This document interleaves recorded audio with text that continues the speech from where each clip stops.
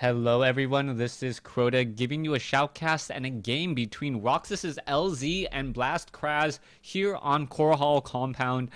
Game 3 in this series.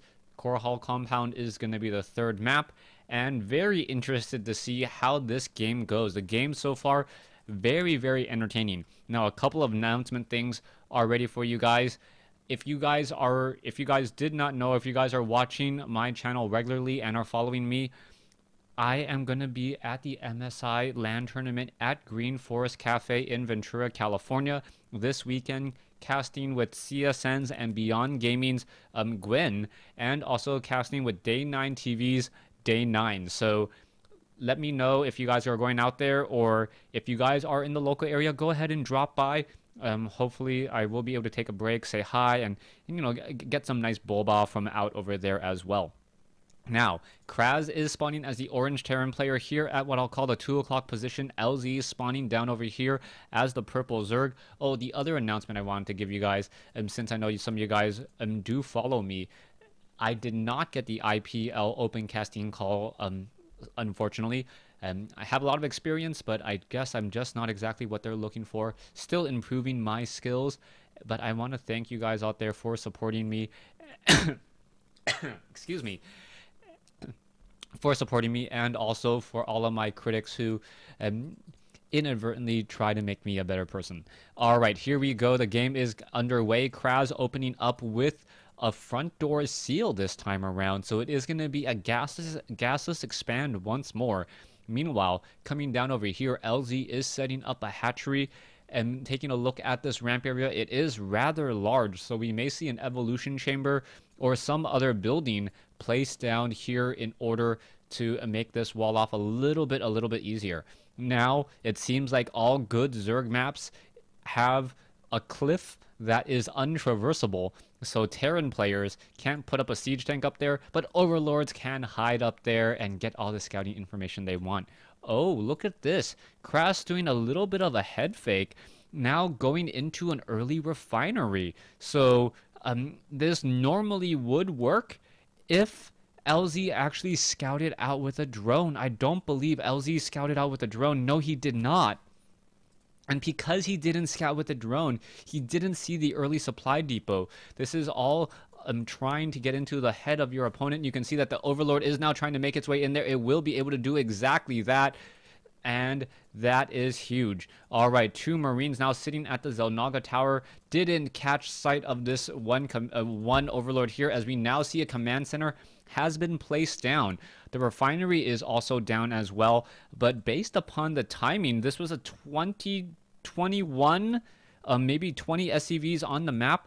The Overlord may not expect that there was actually a refinery already in play.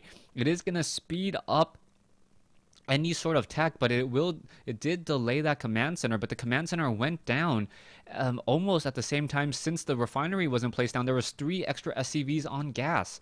This is something at a very high level of StarCraft, where people know each other's timings so well that they're trying to, you know, cut corners, or they're trying to do very small things in order to indicate, in order to, you know, reveal one thing, but then perhaps blindside them with another.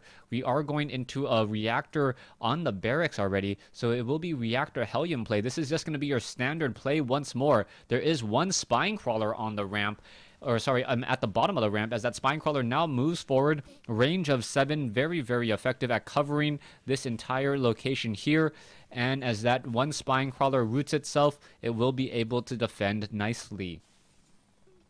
Orbital command now being upgraded here at what I will call the natural expansion at the 1 o'clock position. So far, no barracks have been lifted off.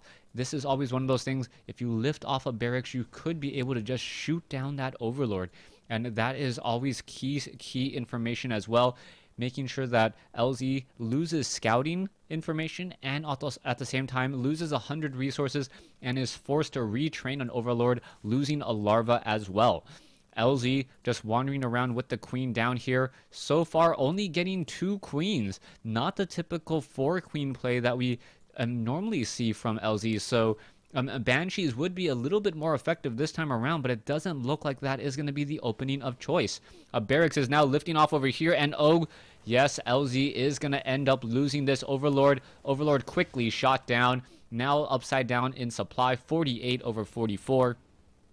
Losing 100 resources as well, and also losing the ability to train up a couple drones for a couple seconds. But then again, each larva can be trained up at the same time anyways, so he isn't gonna really be that far behind. All right, Hellions now just sitting outside the front. We don't see a transition into roaches, so LZ being a little bit more aggressive. He doesn't have nearly as much defense as we've seen in previous games, but at the same time, Krass is not really being as offensive. With the Spire already at 60% completion, this Banshee is just going to be all for naught. As we now see, an elevator drop of Hellions. The Hellions now making their way inside the base. The Queen only has a range of 3 right now. And as the Hellions are still flying around, how much damage can be done? The Hellions are trying to find some drones. Yes, one drone is taken down. Another drone could get taken down there. Yes, beautiful play so far as the Zerglings now getting a little bit torched. Where are these Hellions going to be going? The Hellions instead just going back into the medevac and now going back onto the ground. I believe, did he spot that Spire? No, the Spire is actually behind at the natural expansion. So he still doesn't, or Krass still does not know what's going on, but he did see the quick tech to tier 2. All right, 7 Mutalisks already underway. One poor Banshee pilot hoping to kill some drones. We'll only see a very, very bloody death in just a second. 8 Mutalisks now being trained up. Medevac now coming in as well. Overlord is going to spot this, and this is all going to get cleaned up. This is exactly what Krass should not be doing, and down it goes. The Banshee getting 1 kill, and 1 kill only, and very, very expensive play there. A 250 resource unit taking down one worker. All right, the Hellions are trying to get away. Looks like the medevac is going to get killed. Hellions do move faster than those, than those Mutalisks, so they will be able to retreat and return back home. Meanwhile, Krass is now getting level 1 weapons upgrade, getting double missile turrets here on the high ground. And I like the fact that the cliff is off over here. So let's take a look at the Mutalisk. Mutalisk now running straight in, taking down a missile turret before it is established. No missile turrets inside the base. The Marines do not have stim yet. So LZ rushing, really rushing to Mutalisk, and it is looking to pay off. Mutalisk still backing off. We'll be able to retreat in just a second. Siege tanks now going back onto the low ground. Stim pack is about to complete. Level 1 weapons upgrade. 1 SCV blocking a siege tank. As where is this siege tank going to go? The siege tank looks like it is going to go up onto the high ground here and perhaps try and protect that ramp. All right, LZ, if he gets a little bit overconfident, he may try to charge in a little bit too fast. Oh, the medevac now taking damage. Also, the Hellions taking a little bit of damage. No combat shield as of yet. Mutalisks are now looking to just fly around the corner. Where are all of these Mutalisks going to try and harass? There are Marines here. There is sight up onto the high ground. The Mutalisks now looking to perhaps come back in. The SCVs are not on auto repair. No SCVs even on gas at this point, as they are now back to minerals. And only 3 SCVs on gas in the main base, 6 at the natural expansion. LZ, curiously enough, is not going for a 3rd base. He's perhaps doing a bit of a 2-base timing. The siege tanks, where are they? And here we go. The Marines are trying to fight back. The siege tank quickly gets taken down. And wow, what a horrible, horrible loss. Banelings now simply trying to crash in here. A lot of Banelings are not finding their targets as the Marines are still alive. LZ sitting at 98 supply compared to 90 right now, as the missile turret evens up the supply a little bit more, and Krass actually comes out ahead. 50 SCVs versus 46 drones. LZ may think it is may not think it was wise to perhaps taunt Blast Krass in the previous game. We now see a good number of Marines on the field. They are 1-0 weapon upgraded, but now what is this? 19 Banelings. Banelings. Siege tank needs a siege. It is not sieged up in time yet. This could be a problem. Not going after Zerglings instead of the Banelings. The siege tank now trying to finish off all of those Banelings there. SCVs may get taken down. Ooh, a medevac picking up some Marines at just the right time to save them. 84 versus 68, but the Banelings did find their target. The Marines going after some of those Mutalisks. There are Zerglings now inside the main base. 1 Marine just shooting fish in a barrel there, dealing a lot of damage and cleaning that up. but now Blast is behind by 30 supply, and I don't believe he was expecting a 2-base 3-hatch pressure. Alright, 2-base timings, something that you would normally see on a map where the 3rd expansion is difficult to take. I guess Core Hall Compounds, 3rd base is rather far away, as the Zerglings now looking to come in. Marines going to try to engage, but the Zerglings are going to be way too fast. The Marines caught out in open field, and Krass not playing all too well in game 3 here. After taking game 2, the Mutalisks are going to be pushed back away, but the Zerglings looking to be very, very strong. I believe the Zerglings are upgraded at level... No upgrades on the Zerglings at all. So it is 1-0 versus 0-0 upgraded units. And Krass, that may be what's keeping him in this game. The fact that he still has a 1-0 upgraded Marines. One Marine now making its rounds. The missile turrets down over here, not really shooting at any Mutalisk just quite yet. Banelings look to crash in, and how is this going to work? The Marines are going to go after some of those Mutalisks. One Mutalisk does get taken down. More Marines now trying to make their way in. There's only 2 siege tanks. The Marines are caught out in open field. They need to run, and are able to run back home. We are seeing the 3rd base now established by LZ. As Krass does also have his 3rd base, he will be able to call in mules and perhaps increase his barracks production. He does have reactors down on those barracks this time around, as the Mutalisks are looking to try to get up onto that high ground. Perhaps even one missile turret next to a siege tank would detract it. We can see one Marine trying to take down this hatchery. Not going to work. A for effort, though. As now another hatchery being established by LZ. So we are now going into a 3rd and 4th base, as the Mutalisks are now going to simply fly across the north and perhaps try to attack from a very different side and a different corner. Mutalisks now looking to fly in.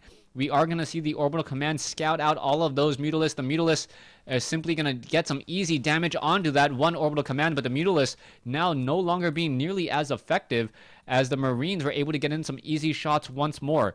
This Marine siege tank army trying to push out, but the Zerglings are going to be so fast. This front door is completely wide open. This should have been upgraded to a planetary fortress. Not quite sure why it was not. It can get harassed very easily. Oh, as Zerglings all falling there, and Krass evening up the supply count. Harvester count 71 versus 50, and Krass really needs to start calling in some mules and transferring some SCVs over. Siege tanks now making their way over. There is no sensor tower. That's also what Krass needs in order to react and respond accordingly. These Mutalisks are going to be able to deal a lot of damage. There are 2 missile turrets in position, though, as the Zerglings going to be able to take that down very easily as well. The Marines coming back over, and Krass able to defend once more, but it is going to be a 4-base Zerg running off of 8 gas soon against a 3-base 6-gas Terran. One Marine does get taken down here. We'll see all the strategies. Marines are currently upgraded 2-0, going into 2-1. The Zerglings and the Banelings are currently sitting at 1-1, and that is it. So we are going to have a full-on 2-level upgrade advantage, as the Marines taking down some easy drones here, and now looking to perhaps take down some Banelings. Yes, the Banelings not trading all too effectively.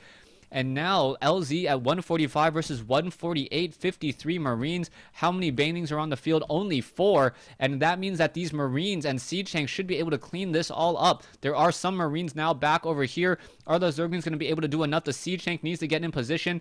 And wow, Krass is very, very far away from home. And while the army's away, the Zerglings and the Mutalisks are gonna play. And here we go. Here's the battle. Marines and Mutalisks taking down that front door very easily. SCVs now being transferred. It looks like this hatchery is gonna fall, and this may turn up straight into a base race. LZ at 148, Krass at 153, as the Mutalisks now going after an orbital command. There are some Marines off over here. New barracks being established. Not enough missile turrets in order to defend, though. And with the medevacs out of position, with no Marines nearby, that is going to be a problem. Mutalisks now simply running in, and now going to just swarm overhead. Meanwhile, Banelings crashing in at the 3rd base now. Banelings are not now making their targets, and this could be huge, as the Marines were all able to survive here. Still a very large attack force. Mutalisks coming in. SCVs now, where are they going to go? As Zerglings are cleaning up. There is now a Thor in play. Are the SCVs on auto repair? It looks like they are going to be repairing, and with so many Mutalisks, though, that can be magic boxed very, very easily. Siege tanks now blasting away. LZ at 128, Harvester advantage 55 to 17. So army sizes is almost even, but the Mutalisks are going to be the key portion. They are upgraded 1-0 only against what will be 3 and 2 upgraded Marines. This is going to be a huge difference, as the Marines are just standing next to those siege tanks. Zergling's now trying to make their way in, but I believe LZ does have enough forces to really clean this up. The Mutalisks are going to finish off the siege tanks here, and now Krass down to 46 supply. No more attacking force. The speed of Zerg really making a crucial difference in this matchup, as the orbital command now landing at the natural expansion. 17 SCVs versus 52 drones. Essentially no mining bases versus no mining bases. This is going to be huge. The Thor does not have any weapons upgrades. And what will all of these Mutalisks do? It is only one Mutalisk. This one orbital command gonna try to land. That is not gonna be good news, as the Zerglings now making their way over orbital. There is the Thor now trying to come in. There is the magic box. And I believe Krass now down to 59. SCVs need to try to repair. Isn't going to be able to repair. No. There is the GG. Well played, as LZ able to take game 3 in this series. Thanks for watching. Thanks for listening.